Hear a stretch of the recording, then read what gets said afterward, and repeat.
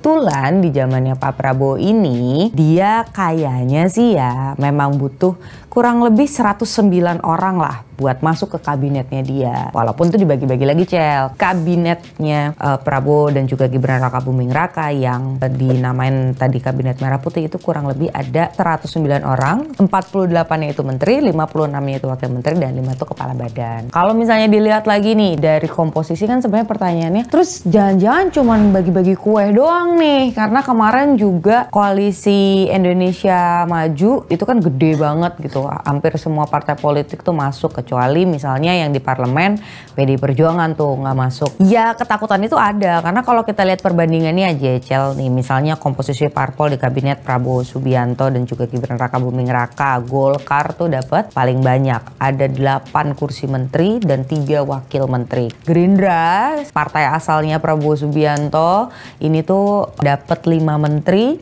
6 wakil menteri. Terus ada Demokrat 3 menteri, 1 wakil menteri, ada PAN, PKB yang masing-masing dapat 2 menteri, ada wakil menterinya juga, PKS dapat 1 menteri, PSI dapat 1 menteri, PBB juga 1 menteri, Gelora, Prima bahkan yang bukan merupakan partai politik yang masuk ke Parlemen Senayan gitu, itu juga dapat kursi wakil menteri. Nah, sebenarnya yang kemudian jadi pertanyaan adalah orang-orang dari partai politik ini bisa ya mengerjakan tugas-tugasnya menteri. Karena kan biasanya kalau menteri tuh harapannya diisinya sama yang profesional. Jadinya dia nih harus ngapain sih, masalahnya apa aja dan lain sebagainya. Nah itu juga jadi tantangan buat kabinetnya Prabowo Gibran gitu. Apalagi di 100 hari pertama. Ya sekarang kita belum bisa nilai apa-apa ya, Cel. Karena kan memang baru dilantik kemarin. Walaupun ya ada yang rame-rame bilang, dan udah diklarifikasi juga sih. Misalnya soal